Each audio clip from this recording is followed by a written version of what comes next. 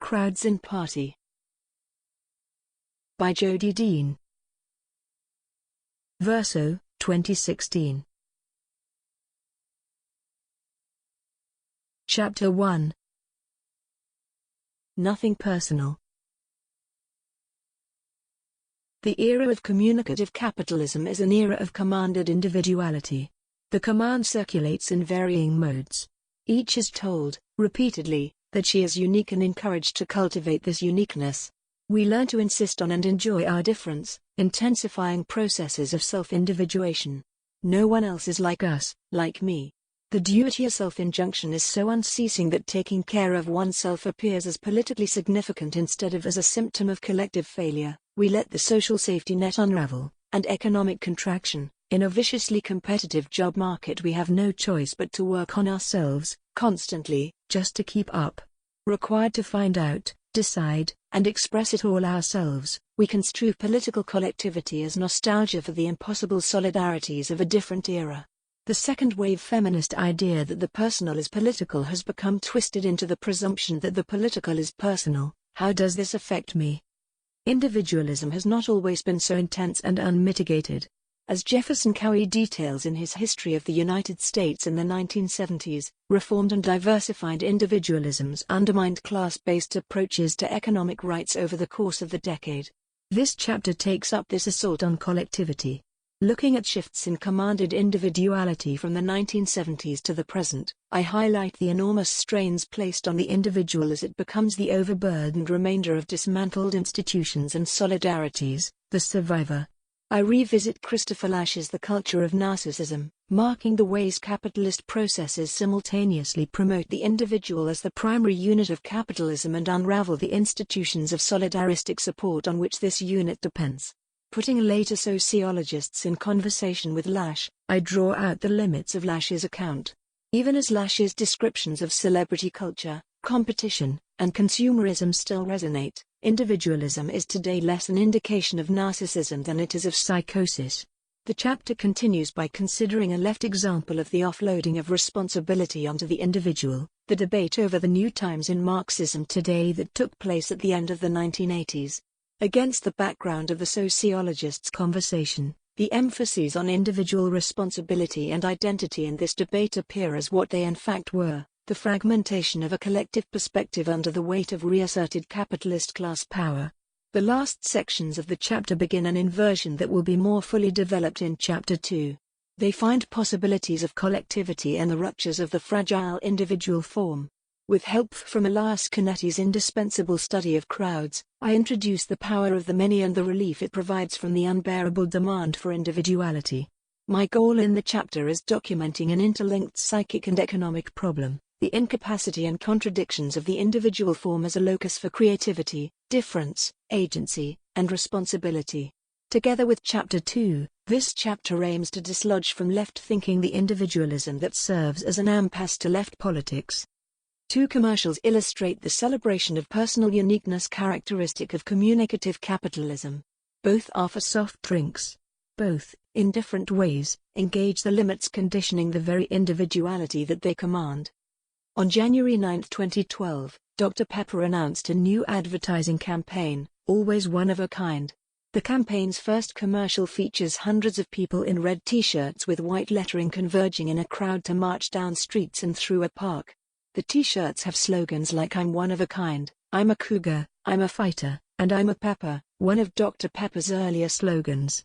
The commercial's soundtrack is a cover of the 1968 Sammy Davis Jr. hit, "I've Gotta Be Me." According to the press release accompanying the campaign's launch, the red t-shirt wearers are Dr. Pepper fans proudly showing off their own original expressions on t-shirts describing what makes them unique and different from the rest of the crowd.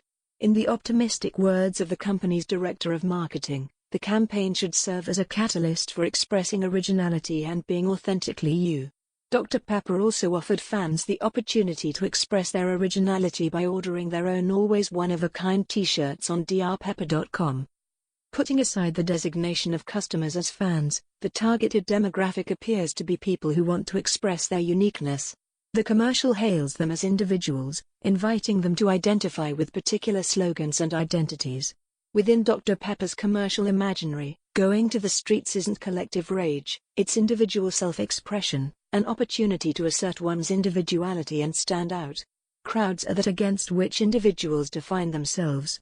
The Dr. Pepper brand, in this imaginary, is a natural continuation of primary urges to establish unique identities, a helpful, vital supplement for the crucial task of distinguishing oneself from others. The commercial's presumption that people need support in expressing their originality, an authenticity catalyst of the kind a t-shirt might provide, gives it an ironic inflection. Augmented through the retro turn to Sammy Davis Jr., the irony of expressing one's authenticity via a branded soft drink invites another identificatory twist. Are you like the crowd of those who really think that Dr. Pepper t-shirts make you unique, or does your capacity to get the joke, to recognize that originality necessarily exceeds any branded media image, make you different from, even superior to, the rest of the crowd?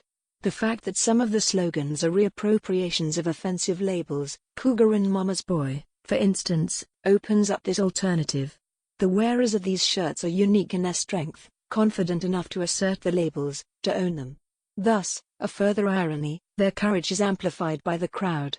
The energy of the commercial, its feel, comes less from what's written on the t-shirts, the majority of which can't be read, than from the sea of red that carries people along. The celebration of difference and creativity comes from the enthusiasm of a crowd where people march shoulder to shoulder, pumping their fists and taking confidence in their collectivity. Even as collectivity as a trope is co-opted into the service of amplifying individual courage, the fact of, the need for, this amplification cuts through the individualist message as it acknowledges the power of the crowd.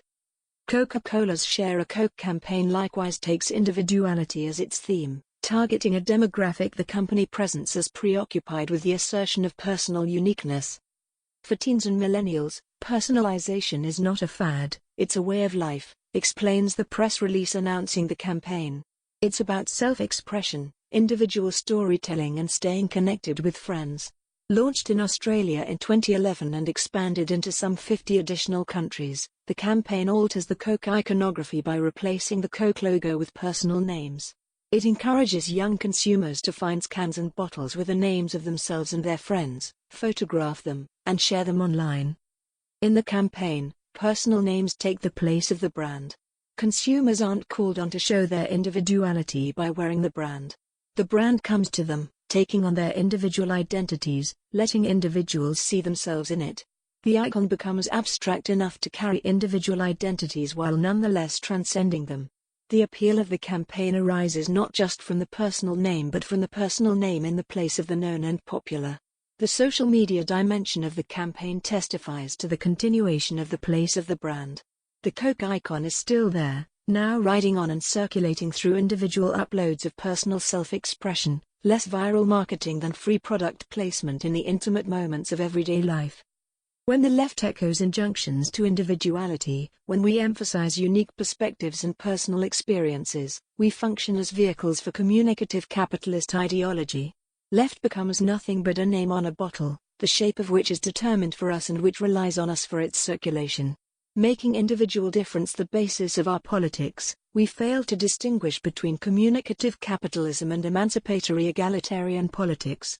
Even worse, we strengthen the ideology that impedes the cultivation of politically powerful collectivities.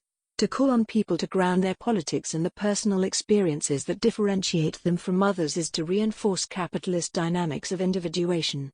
Offering the fantasy of customizable politics, such a call says, look at yourself from the specific position and interests given to you by capitalism and do what you want. In so doing, it pushes away from the collectivity on which left politics depends. Individualism without individuals. The injunction to individuality is so ubiquitous that it's easy to forget its histories and modulations. The research of sociologists such as Christopher Lasch, Richard Sennett, Jennifer M. Silver, and Carrie M. Lane treads a path through this history as it attends to the pathologies accompanying capitalist processes of individuation. As I detail below, key sites along this path, rugged individual, corporate gamesman, flexible temp worker, and sole survivor, open up the ways economic turmoil, changes in the structure of authority, and the loss of self-sufficiency give a tenuous quality to personal identity. The shifts from one site to another demonstrate moreover how the competitive pressures of capitalist processes become increasingly displaced onto and concentrated in the individual. The forces enjoining individuation undermine it. The more the individual, that fictitious subject of capitalism, is glorified, the more strained and impossible it becomes. Lash's influential book The Culture of Narcissism, American Life in an Age of Diminishing Expectations presents an individualism that has self-destructed. Appearing in 1979, the book highlights the rise of a therapeutic sensibility. The economic man of the 19th century has given way to the psychological man of our times, the final product of bourgeois individualism. For Lash, the preoccupations with self, authenticity, and personal growth that became prevalent over the course of the 1970s are symptomatic of an individualism collapsing in on itself as commanded individuality struggles to realize the ever-increasing expectations coming to burden it. Lash describes his critique of the therapeutic individual as radical, even as he shares conservative concerns with the weakening of the family and the rise of dependency. This overlap is worth noting. Not only does it point toward an increasing convergence among critics of the basic institutions of the welfare state, but it also indexes the common object of their concern, the fragile individual. The difference between Lash's analysis and the conservative critique of welfare liberalism consists in their targets. Where conservatives attack the bureaucracy of the welfare state, Lash attacks the bureaucracy of the corporation. He expands this attack into a full assault on the broader impact of corporate culture on American life. Lash's innovation stems from his diagnosis of the decades preoccupation with psychic health as a symptom of the more fundamental intellectual and political bankruptcy of welfare state capitalism's liberal paternalism. The end of the individual in narcissistic hedonism and aggression is the outgrowth of capitalism, inclusive of and exacerbated by the liberal welfare state. Capitalism's own injunctions to individuality overburden and undermine the individual form. Locating changes in the individual in the context of political and economic change, Lash contrasts the narcissistic personality of the 20th century with the rugged individual of the 19th century. His vision of the 19th century American psyche, clearly an ideological figure or organizing motif, comes from the settler colonialism of the frontier. The pioneer fights to tame the West, to subdue nature, and eliminate the native threat. This fight requires an attendant internal battle, domination over more immediate appetites and impulses. Quotation by Lash. Through compulsive industry and relentless sexual repression, 19th-century U.S. Americans achieved a fragile triumph over the ID. The violence they turned against the Indians and against nature originated not in unrestrained impulse but in the white Anglo-Saxon superego, which feared the wildness of the West because it objectified the wildness within each individual. Capital accumulation in its own right sublimated appetite and subordinated the pursuit of self-interest to the service of future generations. End of quotation by Lash. The frontier American is egoistic and brutal, this brutality tied to a self-constraint on behalf of civilized community. Violence is channeled, put to internal as well as external use. Lash positions the corporation as the 20th century parallel to the frontier. In contrast to the fierce and rugged pioneers fighting for survival, 70s Americans are stuck in a boring, ordered, and banal society. Because the struggle for success has replaced the struggle to survive, they have lost the capacity to desire. Nonetheless, U.S. Americans in the 70s seethe with an inner rage that bureaucratic society and its injunction to cheerful getting along prevents them from expressing the violent forces of the ID now lacking an outlet. Lash uses the executive as a figure for 20th century narcissism. Unlike the organization man associated with mid-century American anxiety about conformism, Lash's executive is the bureaucratic gamesman. Seeking competitive advantage, the gamesman wants to get ahead of everyone else. He values quickness and mobility. He construes power in terms of momentum. He replaces craftsmanship with social skills that involve seducing, humiliating, and manipulating others. The gamesman doesn't interiorize rules as socially valid norms, he experiences both work and personal relations as power struggles. Bureaucratic emphases on rules and cooperation couple with personal exceptionalism. Rules don't apply to me. The gamesman thus looks for ways to exploit conventions for his own benefit. Activities ostensibly undertaken purely for enjoyment often have the real object of doing others in. A friendly demeanor, an air of compassion, and an open, participatory approach to decision-making all conceal a power game that the majority will lose. The sense that a game is being played extends beyond the corporation. Quotation by Lash. The lower orders internalize a grandiose idea of the opportunities open to all, together with an inflated opinion of their own capacities. If the lowly man resents those more highly placed, it is only because he suspects them of grandly violating the regulations of the game, as he would like to do himself if he dared. It never occurs to him to insist on a new set of rules. End of quotation by Lash. The lowly man acquiesces uneasily to expectations of friendly cooperation, suppressing dissatisfaction into a growing emptiness. Lash's psychoanalytic explanation for the rise of the narcissistic personality highlights changes in the paternal function. Unlike the materially self-sufficient frontier family, the family in the second half of the 20th century depends on help and advice from experts. Whether as medical and therapeutic child-rearing guidance or educational and juridical intervention in the domestic sphere, expertise dislodges symbolic patriarchal authority. This dislodging continues broader patterns associated with industrial development, more specifically with the separation of production and reproduction, the distancing of children from labor, and the diminution of opportunities for fathers to teach the technical skills associated with their work directly to their children. The father's absence encourages the development of a harsh and punitive superego based largely on archaic images of the parents, fused with grandiose self-images. The child doesn't identify with parents, it introjects them, holding itself up to idealized standards and punishing itself for failing to achieve them. Put in Lacanian terms, the change in the paternal function is a decline in authority such that the symbolic law can no longer provide a site of relief from superegoic demands. The poor ego is preoccupied with itself because it's always under attack.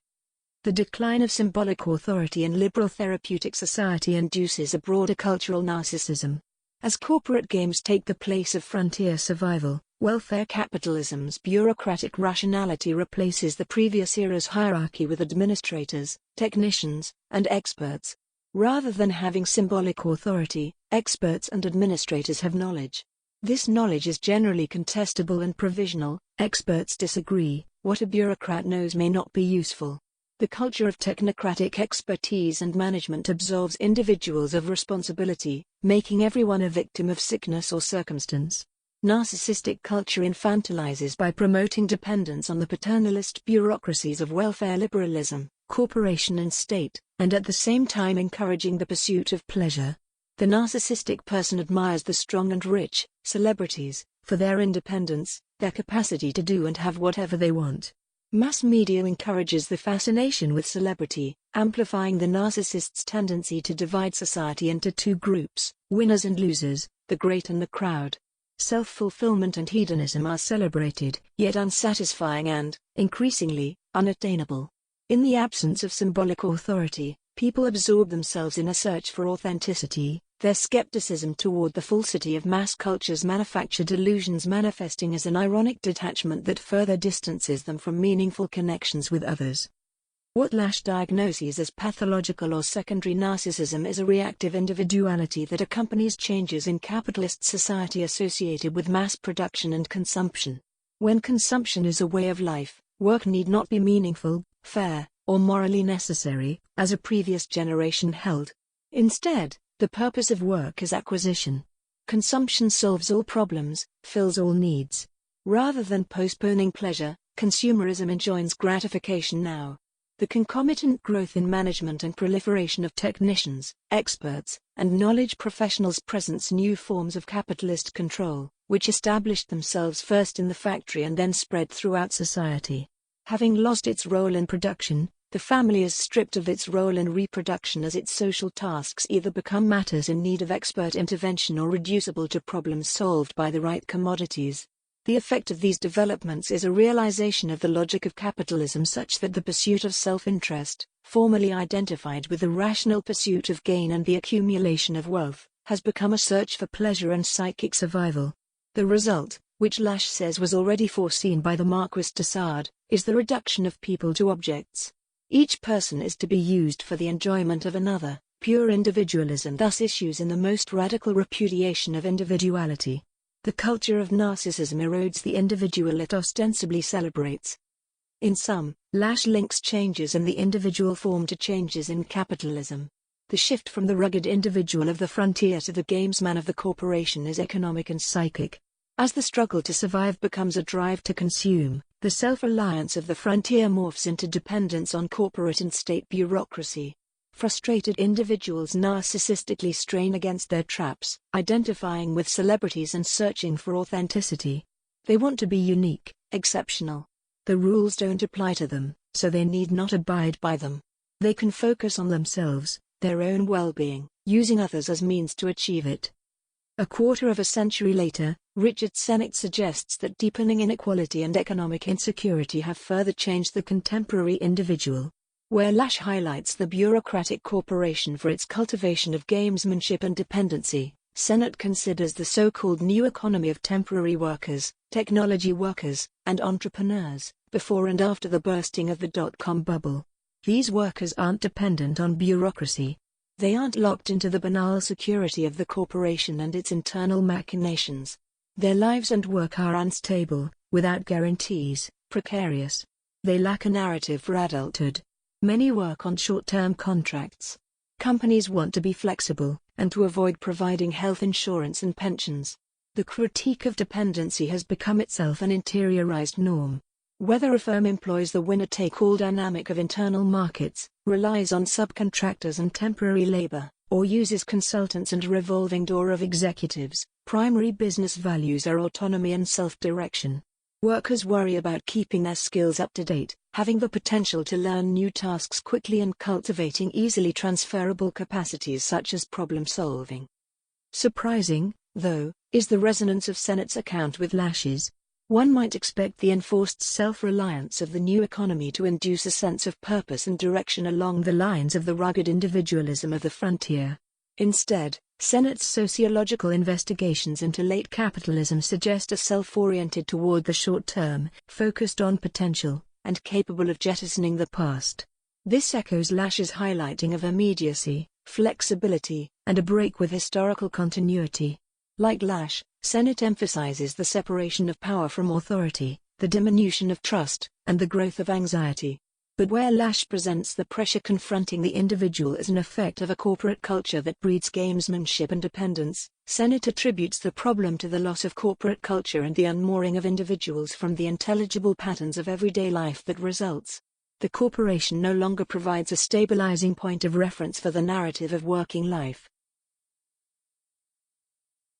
Quotation by Sennett. A shortened framework of institutional time lies at the heart of this social degradation. The cutting edge has capitalized on superficial human relations. This same shortened time framework has disoriented individuals in efforts to plan their life course strategically and dimmed the disciplinary power of the old work ethic based on delayed gratification. End of quotation by Sennett. Lash of course observes that the Protestant work ethic eroded decades ago. Sennett, however, links its disciplinary effects to the corporate structuring of life patterns, even for those working outside the corporation. On the one hand, insofar as he attends to a certain loss, Sennett signals the decline of the symbolic that subtends Lash's analysis of the change in paternal authority.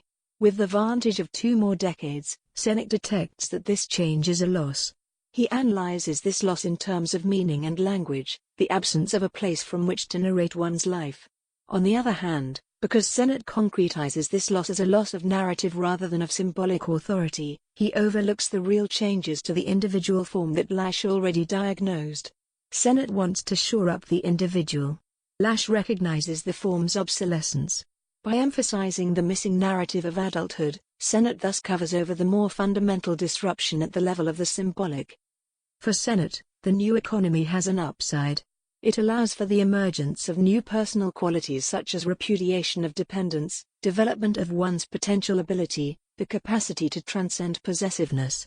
Accentuating the bright side of the post-welfare state technologized economy, Senate tries to redeem the project of the New Left, making its critique of bureaucracy, cult of individuality, and celebration of emotional authenticity into not simply vanishing mediators of communicative capitalism but real achievements to be continued.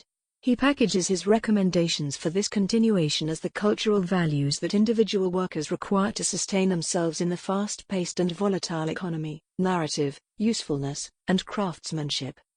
Senate's advocacy of a cultural anchor for an economy he recognizes as productive of extreme inequality and social instability puts Lash's critique of monopoly capitalism in stark relief. Lash's rejection of capitalism really is radical.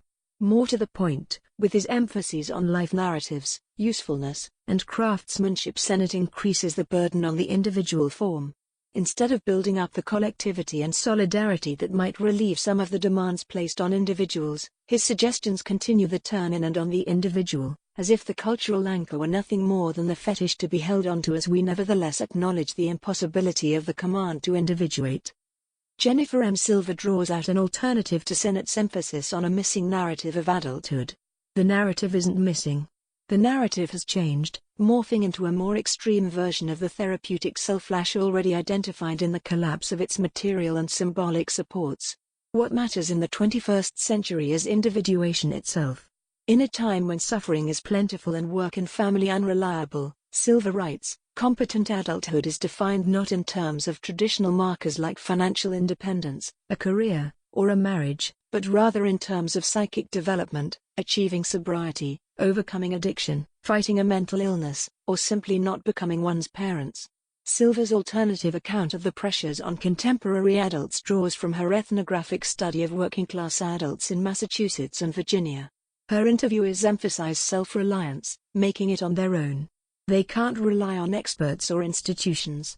Other people are likely to fail or betray them. Individualism preserves and protects their own best thing, the only thing they can rely on, themselves. Their repudiation of dependence is a reaction to the loss of dependable others. Rather than an achievement, independence is a fetish barely holding together the fragile individual form. Silver's account of a transition to adulthood marked not by entry into social groups and institutions but rather the explicit rejection of them provides a poignant rejoinder to Senate. One man tells Silver that the hardest part about being an adult is finding a real fucking job. People aren't lacking a narrative for adulthood. Capitalism presents adulthood as an individual project. For the young working people Silver interviewed, individualism equals dignity. They tell heroic tales of self-sufficiency, turning inward as they manage feelings of betrayal, accept flexibility and flux, and buttress their sense of being utterly alone. Although the dependencies of the welfare state and corporate bureaucracy that Lash associates with the therapeutic sensibility have been dismantled and replaced by a harsher, more competitive capitalism, therapeutic language remains the vocabulary through which to account for individual success and failure. Instead of the jettisoning of the past that Lash and Senate observe, Silver's subjects embrace the past as they narrate the challenges they have had to overcome in order to realize their authentic selves. Understood in terms of familial and personal experiences, the past provides an open field of explanations for hardship, failure, and the diminution of what they see as success. Unlike Lash's empty narcissists, Silver's young adults have lives of inner purpose, surviving on their own in a context where the odds are against them. They struggle with illness and battle with addiction. They overcome dysfunctional families and past relationships. The fight to survive is the key feature of an identity imagined as dignified and heroic because it has to produce itself by itself. Silver's young adults point to an imaginary identity beyond the rugged individualist and the narcissistic gamesman, the survivor.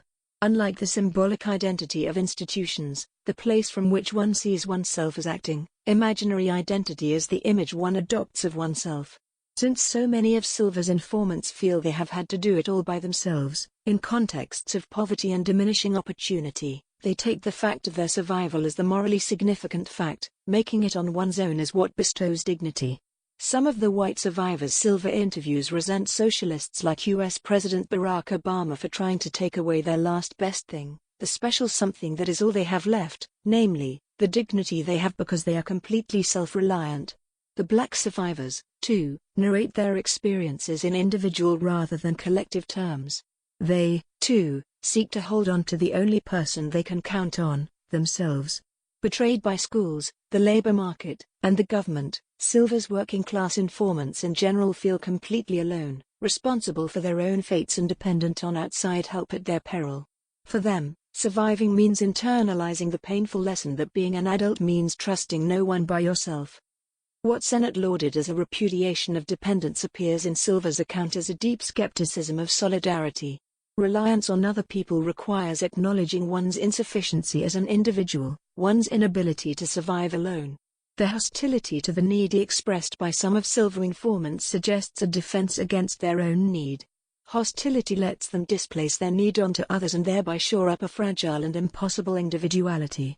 Having learned that they can't rely on anyone, these young working-class adults try to numb their sense of betrayal by affirming the worst cultural scripts of individualism, personal responsibility, and self-reliance, hardening themselves to the world around them.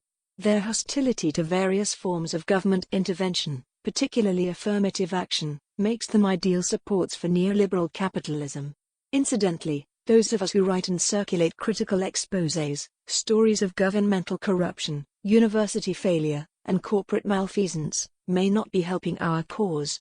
We may be affirming what some in the working class already know to be true: they are being betrayed. Likewise, countering Sennett's happy rendering of the repudiation of dependence, Carrie M. Lane's research on white-collar technology workers in Dallas situates the emphasis on individual responsibility in the context of wide-scale layoffs and unemployment. Insecurity is a primary feature of the lives of these tech workers.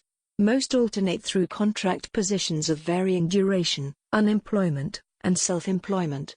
Lane notes how the technology workers she interviewed embrace a career management ideology that casts insecurity as an empowering alternative to dependence on a single employer.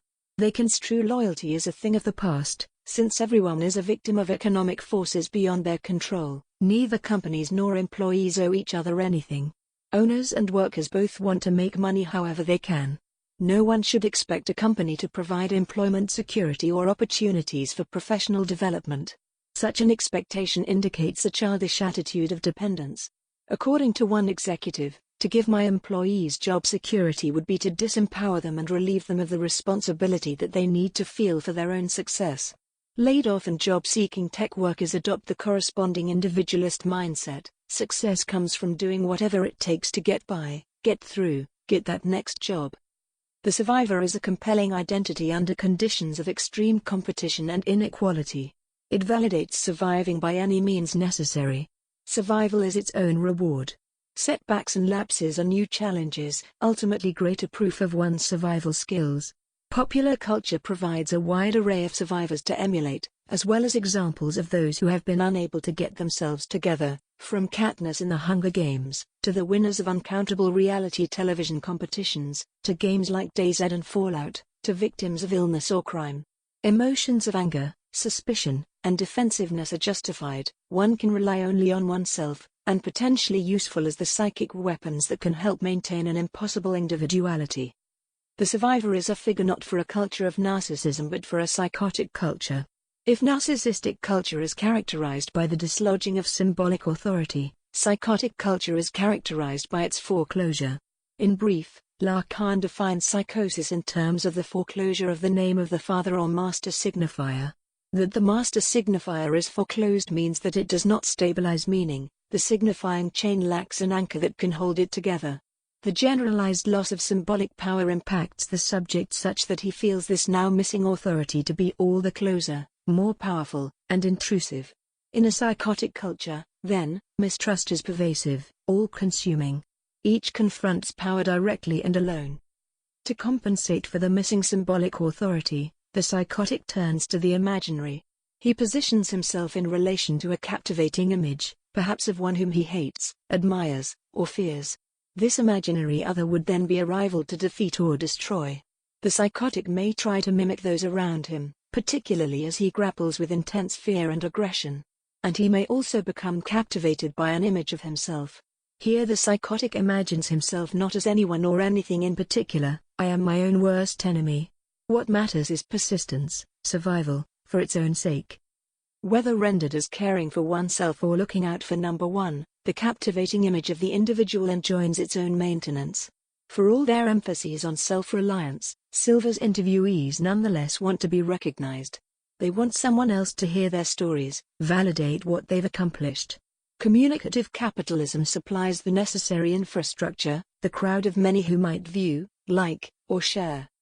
Lash's diagnosis of cultural narcissism has lost its currency. Communicative capitalist society is less narcissistic than it is psychotic, oriented via an alliance of the imaginary and the real in the wake of the loss of the symbolic.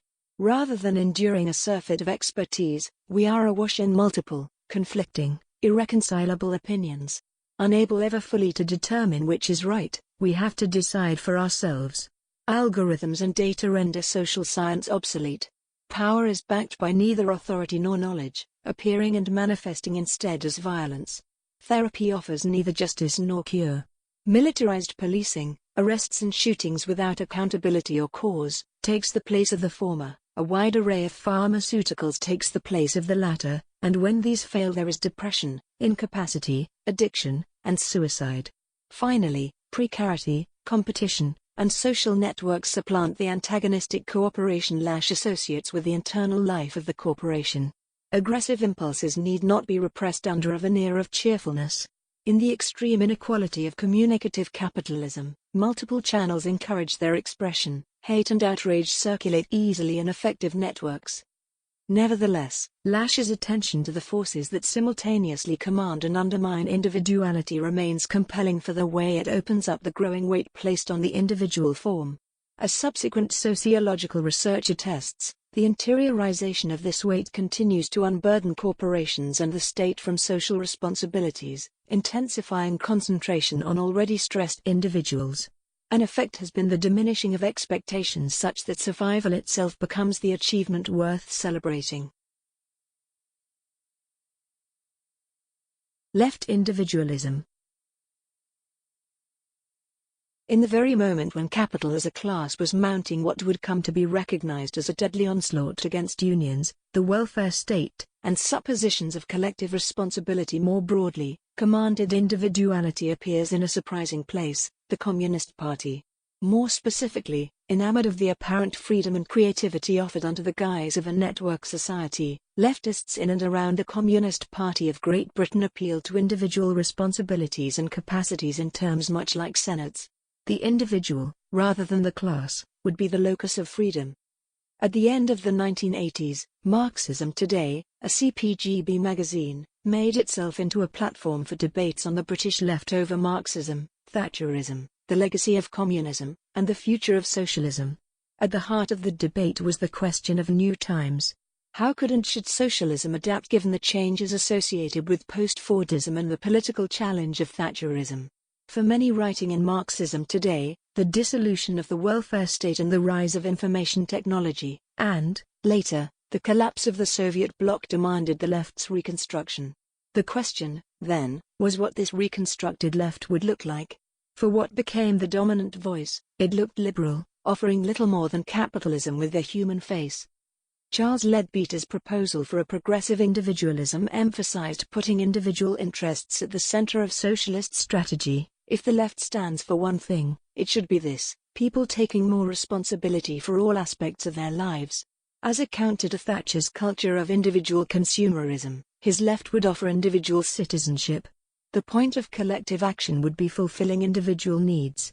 Leadbeater formulates the idea in market terms, saying that the left has to renegotiate the contract between those who finance collective services, those who provide them, and those who consume them, to ensure they provide value for money, efficiency, flexibility and choice. This is a vision of social welfare as consumer good, a vision possible through the evacuation of collectivity and the suppression of class struggle. Leadbeater couples his call for the left to reorient itself around individual rights and responsibilities with one for collective provision. Nonetheless, his analysis repeats key elements of Thatcherism, from the attack on the welfare state for its inefficiency and paternalism to the assertion of the role of the market in meeting individual needs. Leadbeater's language and values are neoliberal. Thatcherism establishes the place from which he sees the world. He says that Thatcherism encourages aspirations for autonomy, choice, decentralization, greater responsibility. The left needs to accept these values and broaden them, while Thatcherism confines individual choice within the market, The left should stress the importance of wider social individuality, diversity and plurality in lifestyles which cannot be delivered by the market. The state should be both player and platform, guaranteeing rights and providing alternatives in a larger field of choices. So not only does the market have a role, competition efficiently coordinates lots of decentralized economic decisions, but the public sector needs to become consumer-oriented, the benefits office having the same standards of the high street. The devolution of common good into individual benefit goes unmarked. The assumption that public services be treated like private consumer choice is unexplored. Ledbetter, with Thatcher, just assumes the market as the model for social relations. Not only do individuals need rights to consultation and participation in the workplace, but they have a responsibility to accept reasonable offers of employment as well as reasonable measures of labor flexibility. To adapt to the new times, the left has to look like, see as, the right. Rather than championing working-class values of equality, solidarity, and collectivity, in Leadbeater's version the left stands for capitalist ones of efficiency, flexibility, and decentralization, held together by a celebration of the individual as a rational, disciplined, and autonomous agent with the power to remake his world. Rosalind Brunt similarly pushed a left individualism. For her, the new times demand a politics of identity. The examination of one's personal history, a beginning from oneself, is what made sexual politics exciting and what the Communist Party needs to embrace. Brunt argues that identity politics should be at the heart of a transformative politics because it gives a sense of difference, of the many identities offered in and by contemporary culture. It helps people think about how they relate to others, how they live and directly experience ideology.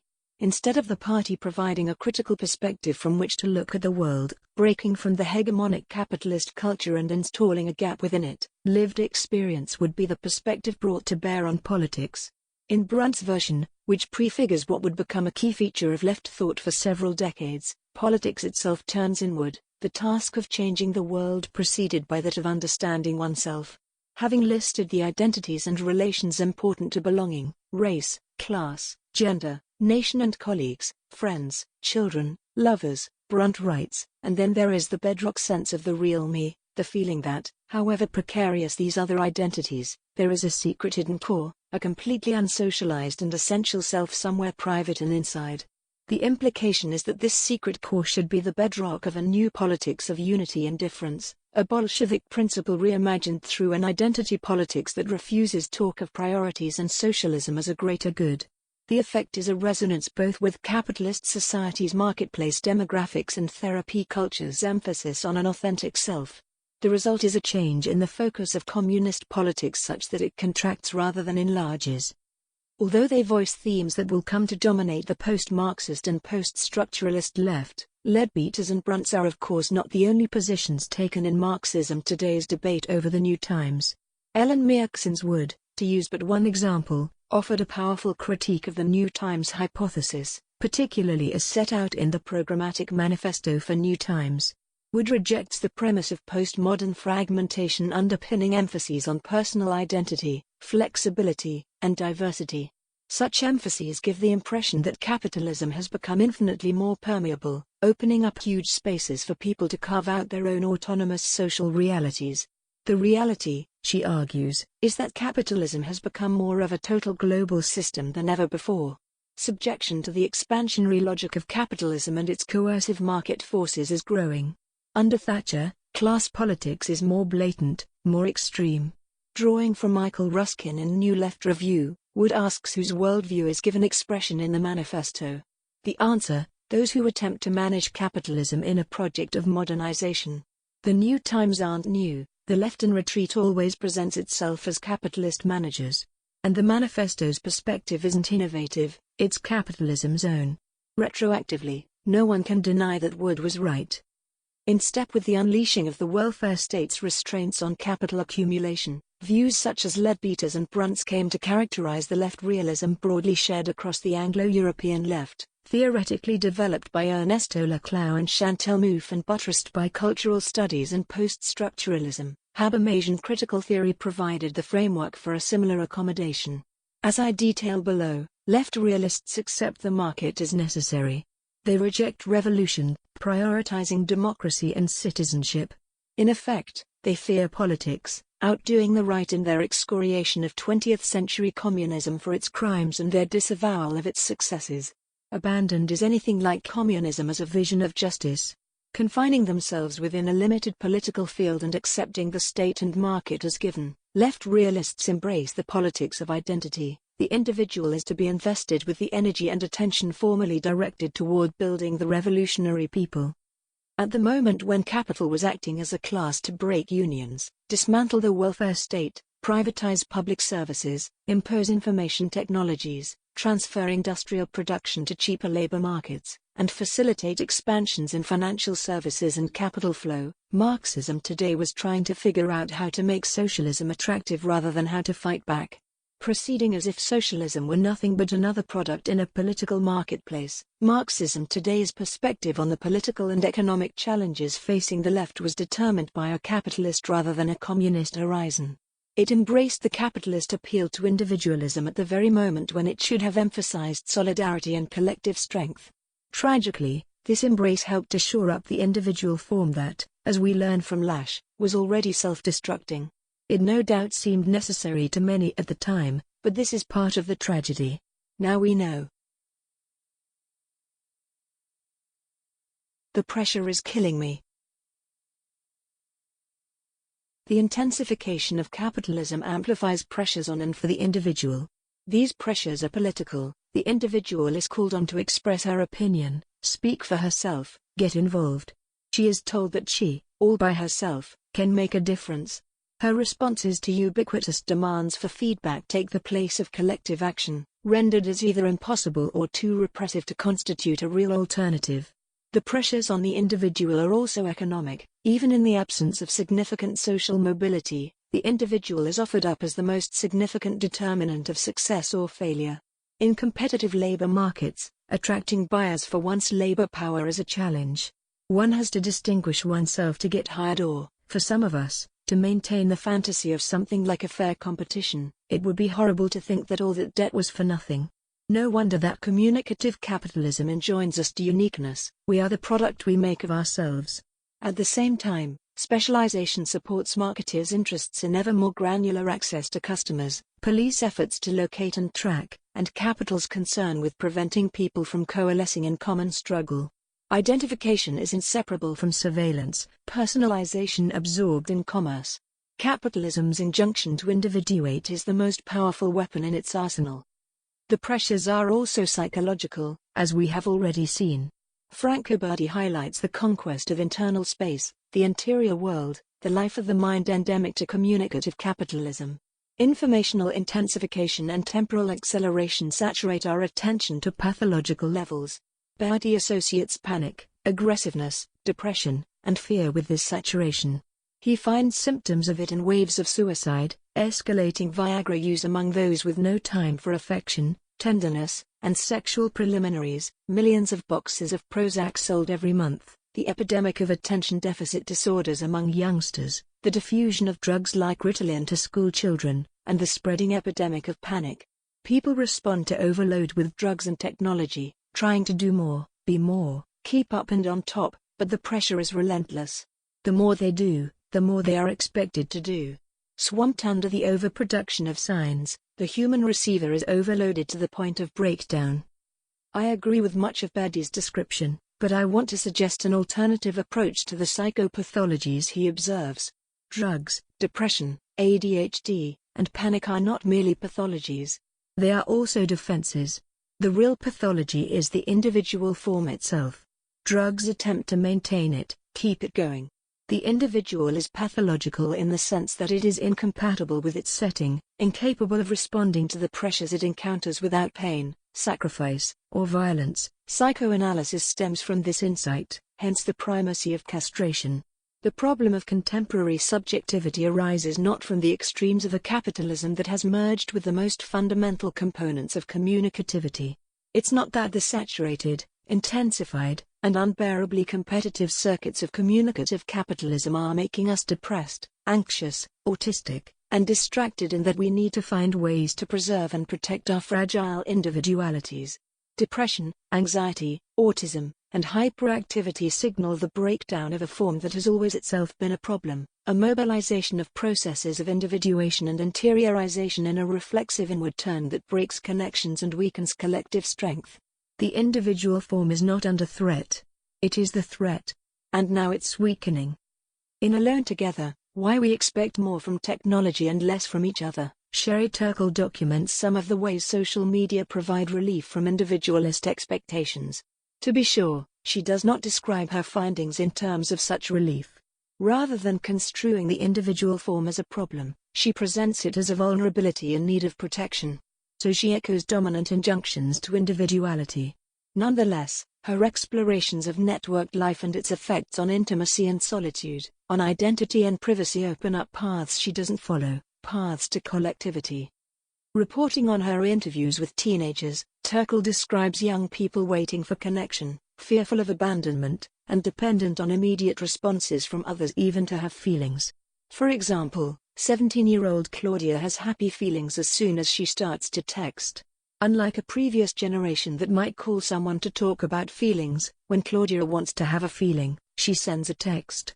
Turkle reports the anxieties people express about face-to-face interactions as well as about expectations associated with the telephone, that is to say, about speaking to another person in real time. The multitasking inseparable from contemporary communication, the fact that people may be texting and talking simultaneously, looking at something else while ostensibly listening to their interlocutor, implants an uncertainty as to whether another is even paying attention. Combined with pressures for immediate response and the knowledge that the internet never forgets, most of us are unable to eliminate all traces of our digital identities after they've been uploaded, archived, and shared. Our new intimacy with technology, Turkle demonstrates, is affecting the kinds of selves we become. We experience solitude, privacy, connection, and others differently from how we did before. For Turkle, these new experiences are pathological. Drawing from Erik Erikson's work on personal identity, she argues that network technologies inhibit the kind of separation necessary for maturation. Parents are always in reach, available, even if they are not actually present but themselves overworked, distracted, and overextended. Young people do not learn how to be alone, how to reflect on their emotions in private. Fragile and dependent, they fail to develop the sense of who they are that they need to have before they forge successful life partnerships. Rather than inner-directed and autonomous, Turkle refers to David Reisman, the culture of mobile phones and instant messaging has raised other-directedness to a higher power. The expectation of constant connectivity eliminates opportunities for solitude even as people are increasingly insecure, isolated, and lonely. Turkle concludes, loneliness is failed solitude. To experience solitude, you must be able to summon yourself by yourself, otherwise you will only know how to be lonely. There is nothing surprising in Turkle's account of contemporary tethered selves.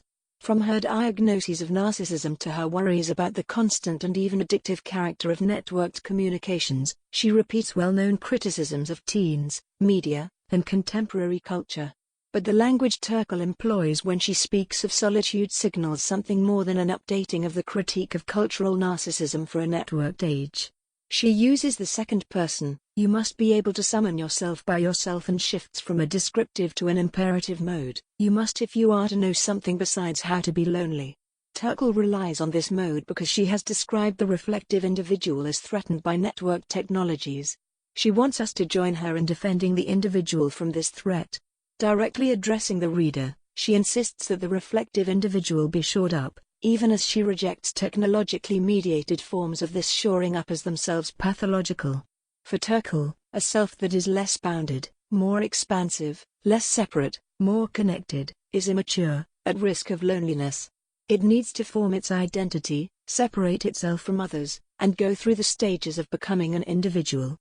What Turkle links to technology, Danny Robert Dufour, in The Art of Shrinking Heads, links to the acceleration of the process of individuation more broadly, particularly in connection with the decline in symbolic efficiency or change in the structure of the symbolic. The contemporary subject, he says, is called upon to create itself. Dufour repeats in a Lacanian register findings we already encountered in the research of sociologists Silver and Lane, namely, the overloading onto the individual of previously collective responsibilities and expectations.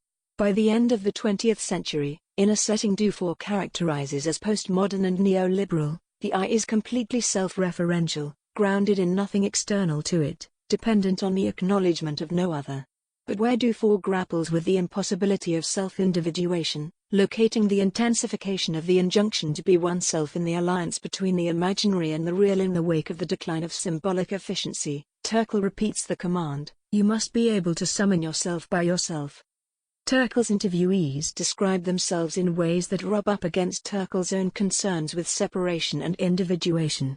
For example, a nurse, tired after 8 hours at work and a second shift at home, says that she logs onto Facebook and feels less alone. A college junior explains, I feel that I am part of a larger thing, the net, the web, the world. It becomes a thing to me, a thing I am part of. And the people, too. I stop seeing them as individuals, really. They are part of this larger thing. The student's words here resonate with a line from Felix Guattari, the collective engagement is at once the subject, the object and the expression. No longer is the individual always the reference point for the dominant significations. The college junior feels himself and others to be part of a larger collectivity such that viewing himself and others as separate, as individuals, makes no sense. It loses the connection that arises through their mutual engagement. For Turkle, though, connectivity is so pathological that she depicts it biochemically, as an addiction. Her argument relies on Mihai Csikszentmihalyi's work on flow.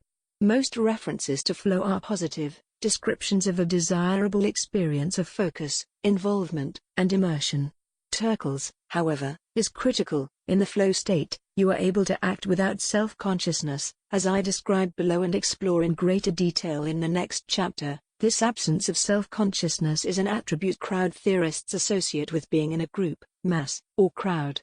For Turkle, acting without self-consciousness is a problem because you can have it when texting or emailing or during an evening on Facebook. Again, the use of the second-person pronoun points to Turkle's attempt to implicate us in practices that are threatening and must be combated. Melding game and life, that is, actual games like World of Warcraft, with email and Facebook, Turkle explains, when online life becomes your game, there are new complications. If lonely, you can find continual connection. But this may leave you more isolated, without real people around you. So you may return to the internet for another hit of what feels like connection. She uses neurochemistry to justify the language of addiction.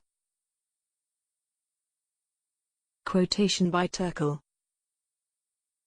Our neurochemical response to every ping and ringtone seems to be the one elicited by the seeking drive, a deep motivation of the human psyche. Connectivity becomes a craving. When we receive a text or an email, our nervous system responds by giving us a shot of dopamine. We are stimulated by connectivity itself. We learn to require it, even when it depletes us.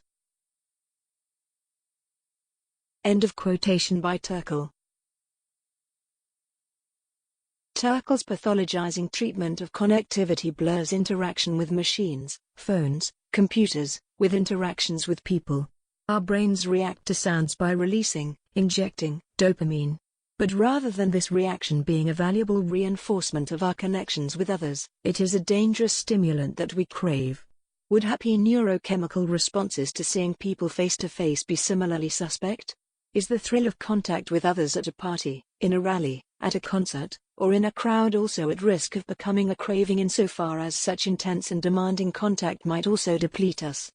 If we do not give normative priority to the individual as the proper or exclusive form of subjectivity, we can read the evidence Turkle offers differently.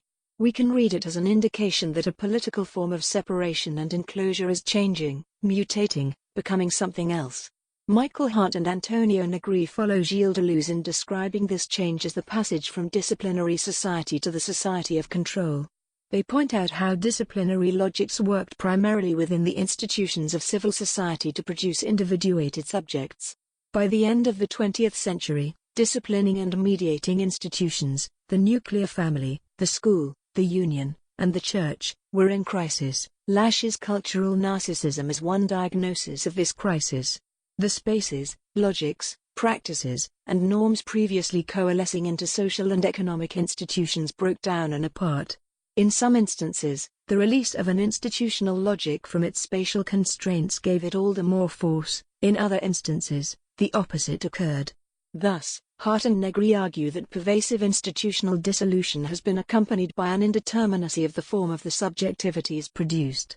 Hart and Negri conclude that the bourgeois individual, the citizen subject of an autonomous political sphere, the disciplined subject of civil society, the liberal subject willing to vote in public and then return home to his private domesticity, can no longer serve as a presupposition of theory or action.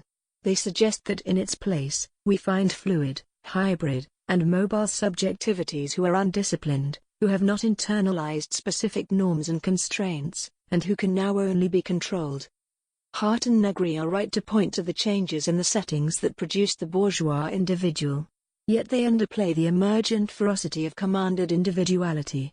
Their fluid, hybrid, and mobile subjectivities appear as loci of freedom, as if their singularity were a natural property rather than itself enjoined, inscribed, and technologically generated in the service of capitalism. As the decline of discipline weakened individuating structures, new technologically mediated techniques of individuation took their place. An easy example, one prominent in Turkel's discussion, is the adoption of mobile phones as personal communication devices for kids. Enabling parents to keep track from a distance, phones fill in for the direct supervision and contact that has diminished in the wake of increasing work demands on parents, particularly mothers. Additional such techniques and technologies of individuation include competition in intensified labor markets as they induce a marketing relation to oneself, targeted advertisements that urge consumers to differentiate and specify themselves, locative technologies associated with mobile phones and GPS, cookies and other data-gathering techniques associated with transactions on the Internet, political injunctions to personal participation, and, in the US, a rights-based political culture focused on personal identity, harm, and exclusion as opposed to common, collective, and systemic injustice. Within this culture, systemic problems such as exploitation in the workplace and amplified personal indebtedness are treated as the effects of individual choices, preferences, and luck. The fluidity that Hart and Negri observe, then, is accompanied by the technologies and practices of commanded individuality. The result is that the expectation of unique individuality exerts demands that are as constant and unyielding as they are impossible to meet. That the young people Turkel interviews express anxieties associated with autonomy and connection is not surprising. They are enjoined to individuality, told each individual is self-same, self-creating, self-responsible, one is born alone and one dies alone, you can rely on no one but yourself. Yet the technologies that further individuation, smartphone, tablet, laptop, and the platforms that encourage it, Twitter, Facebook, Instagram, Tumblr, provide at the same time an escape from and alternative to individuation, connection to others, collectivity. Crowds. As I explore more thoroughly in subsequent chapters, Elias Canetti's weird yet compelling anthropology of crowds, Adorno described it as a scandal, addresses an anxiety different from the one that concerns Turkel. He considers not the fear of being alone but the fear of being touched. There is nothing that man fears more than the touch of the unknown. The one place where man is free of this fear is in a crowd. The crowd he needs is the dense crowd, in which body is pressed to body. Canetti writes, a crowd, too, whose psychical constitution is also dense, or compact, so that he no longer notices who it is that presses against him. Turkel thinks that people's aversion to talking on the phone, as opposed to texting, and conversing face-to-face reflects their need for filters, for ways to handle sensory and information overload. They reflect, she suggests, not only a longing for solitude but also the way that in a stimulation and simulation culture we have become cyborgs. Canetti suggests an alternative interpretation. We may be coming to prefer the crowd, the presence of many that opens us to collectivity and relieves us of anxiety. One-on-one conversations may feel too constraining insofar as they enclose us back in an individual form. Rather than part of a group, of many, we are just ourselves. If this is plausible, then we have an alternative way to think about preoccupations with numbers of friends, followers, blog hits, shares, and retweets. They do not indicate personal achievement or popularity.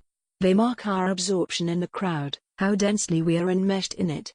So, to be clear, we can think of these counts in the individualist terms given us by capital.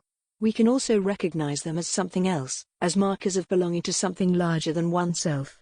In this latter sense, they reassure us that we are not unique but common. For Canetti, the relief we feel in a crowd is paradoxical. It arises from a fear of others, a feeling that others are threatening, which reverses into its opposite in the crowd. In a discussion with Adorno, he explains that he believes that people like to become a crowd because of the relief they feel at the reversal of the feeling of being touched. From this vantage point, the craving for dopamine Turkle describes seems more like the relief we may feel when we shake off the fears associated with individuation, isolation, exposure, vulnerability. One might object that Canetti's crowd is physical and the networked crowd is virtual. This objection is compelling. Part of the power of the occupations of Tahrir Square, Syntagma Square, and the Occupy movement's multiple parks and sites came from the force of bodies out of doors in collectivities authorized by neither capital nor the state. But the objection implies a distinction between the physical and the virtual that crowd theory consistently destabilizes. Most crowd theorists attend to physical and virtual crowds. They draw out crowd as a verb, as dynamics, and as effects that traverse and constitute collectivity. Canetti himself describes invisible crowds of the dead and spermatozoa. As I detail in the next chapter, Gustave Le Bon's influential, albeit notoriously reactionary, work on crowds treats the crowd primarily as a psychological concept. Le Bon goes so far as to claim enigmatically that crowds, doubtless, are always unconscious, but this very unconsciousness is perhaps one of the secrets of their strength. Furthermore, technologies of presencing have developed so as to make our mediated interactions feel all the more present and intense. We are interacting with others, not just screens. When we register trending hashtags and multi-shared stories, we experience the force of many. In social media, the many flow across our screens, waves of images and expressions of feeling with effects that accumulate, resonate, and consolidate into patterns irreducible to any particular position or utterance. Canetti notes how gladly one falls prey to the crowd. The crowd, virtual and physical, moves and intoxicates. Canetti writes, "You were lost, you forgot yourself, you felt tremendously remote and yet fulfilled. Whatever you felt, you didn't feel it for yourself, it was the most selfless thing you knew, and since selfishness was shown, talked, and threatened on all sides, you needed this experience of thunderous unselfishness like the blast of the trumpet at the Last Judgment. The experience of flow that overwhelms the conscious experience of self that Turkle finds so threatening, then, might also be understood as a breaking out of the illusion that the individual is and can be a subject of action, rather than a form of enclosure and containment, and a giving over to a crowd. We've got to be we. The crumbling of capitalist realism, the shaking off of Margaret Thatcher's destructive mantra that there is no alternative to unfettered capitalist competition, has led to mainstream acknowledgement that capitalism is a system that takes from the many and gives to the few. Today no one denies the fact that some always lose in the capitalist economy. The system produces losers, the unemployed, the homeless, the indebted, the conned, the wiped out, the abandoned, the sacrificed. It runs on debt, foreclosure, expropriation, eviction, dispossession, destruction. These are just other words for privatization. But then what? Ever since the left started looking at itself and the world in terms of individual specificity and the efficiency of markets, it has seemed easier to imagine the end of capitalism than it is to imagine an organized left. Characterized by a perspective foreshadowed by Marxism, today's debate over the new times, a left realism has congealed around a set of loosely held suspicions. This left realism may not be endorsed in its entirety by any particular political or theoretical tendency. No one that I know of has published an explicitly developed left realist position. Yet the fragmenting of left politics into an ever-expanding array of populist, liberal, progressive, trans, pluralist, green, multiculturalist, anti-racist, radical democratic, feminist, identitarian, anarchist, queer, autonomist, horizontalist, anti-imperialist, insurrectionist, libertarian, socialist, and communist persuasions is symptomatic of such a realism, the premises of which manifest as suspicions time and again, in arguments among activists and academics, retorts at meetings, and rejoinders in social media. These premises are that collectivity is undesirable and that collectivity is impossible. Collectivity is undesirable because it is suspected of excluding possibilities, effacing difference, and enforcing discipline. What do you mean we? Is one slogan of this suspicion, typically lobbed into contexts and discussions deemed insufficiently attentive to the specificities of each person's experience. Diversity of tactics sometimes comes up as another such slogan, particularly when invoked to secure space for small group confrontations with the police at the expense of broader political coordination. Some find collectivity to be undesirable because of its opposition to individual responsibility and freedom. Rejecting the communisms of Badiou as well as Hart and Negri, Vanessa Lem warns, in both these trends, the process of subjectivation tends to dissolve the individual into a multitude or a cause that is supra-individual and that, far from assuming responsibility for one's freedom, demands that one surrender it. Lem offers a Nietzschean counterforce to the radical egalitarianism of the communists, emphasizing how Nietzsche's aristocratic conception of culture relies on cultivating the responsibility of singular individuals.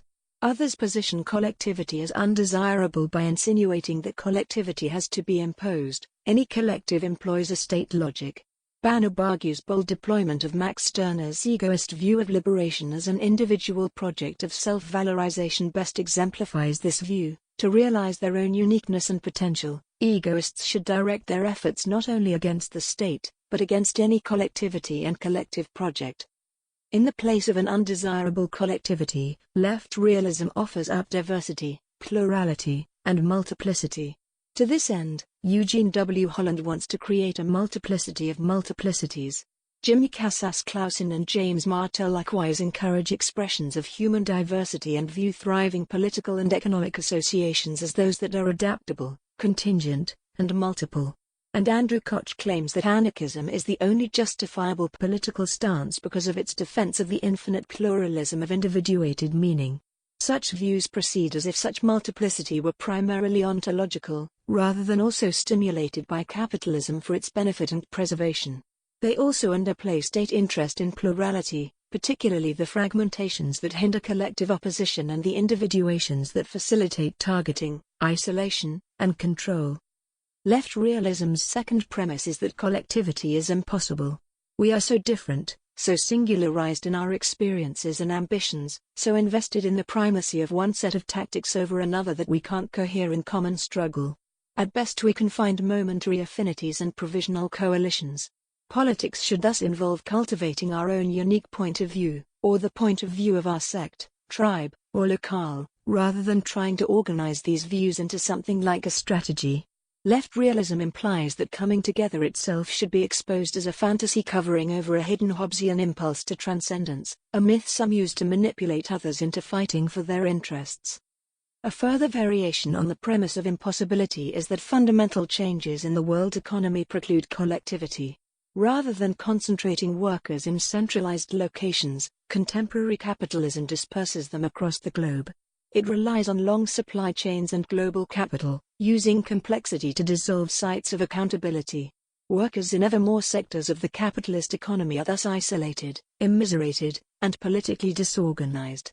To be sure, immiseration and political disorganization also characterize the early decades of revolutionary socialism.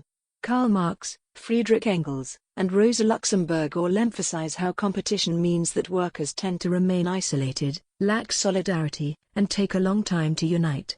This is why unions and parties have to be created and why creating them is a struggle.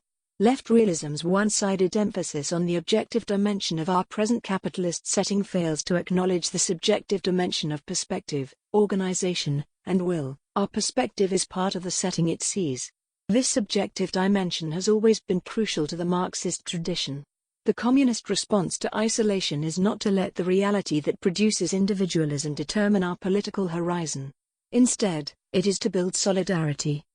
The assumptions that collectivity is both undesirable and impossible derive from an even more insidious assumption of left realism, that politics involves the individual. Manuel Castells, for example, treats as a key cultural transformation the emergence of a new set of values defined as individuation and autonomy, rising from the social movements of the 1970s, and permeating throughout society in the following decades with increasing intensity. Exactly how politics involves the individual varies. No one speaks for me but me. The personal is political. If I can't dance, I don't want to be part of your revolution. But the premise remains the same. A left politics has to encourage and express the multiplicity of individual projects. Individuals have to choose and decide, even as the left fails to provide something anyone could actually choose. Leaders, vanguards, and parties are modes of politics for a time not our own, we are told. They are remnants of a political economic assemblage that has already crumbled. Left realism feels realistic to some because it resonates with the prevailing ethos of late neoliberalism that tells us to do it ourselves, stay local and small, and trust no one because they will only betray us. It affirms capitalism's insistence on immediacy and flexibility and the state's replacement of long-term planning and social services by crisis management and triage. Left realism is good on spontaneous outrage, but it fails to organize itself in a way that can do something with this outrage. Disorganized, it remains unable to use crises to build and take power, much less construct more equitable and less crisis-prone social and economic arrangements. The realism in which the left has been immersed in the neoliberal decades has meant that even when we are fully conscious of the deep inequity of the system in which we find ourselves, we confirm and conform to the dominant ideology, turn inward, enclave, emphasize the singular and momentary. Sometimes we don't feel like we can do anything about it. Maybe we have too much work to do already. Or we find ourselves participating in individuated, localized, or communicatively mediated activities without momentum, duration, or a capacity for political memory. Or we presume that we have to focus on ourselves, start with ourselves and thereby redirect political struggle back into ourselves. In a brutal, competitive, and atomized society, psychic well-being is so difficult that success on this front can feel like a significant accomplishment. Trying to do it themselves, people are immiserated and proletarianized and confront this immiseration and proletarianization alone. This chapter has sought to dismantle the assumption of the political primacy of the individual that binds left politics to the dominant capitalist imaginary and that prevents us from seeing the concentration of politics onto the individual as symptomatic of left defeat. Rather than a locus for creativity, difference, agency, and responsibility, the individual is the overburdened remainder of dismantled institutions and solidarities. Commanded individuality obscures individual incapacity even as it amplifies the contradictions barely congealed in the individual form. At the same time, these commands and incapacities attest to another force, the power of collectivity that manifests in crowds.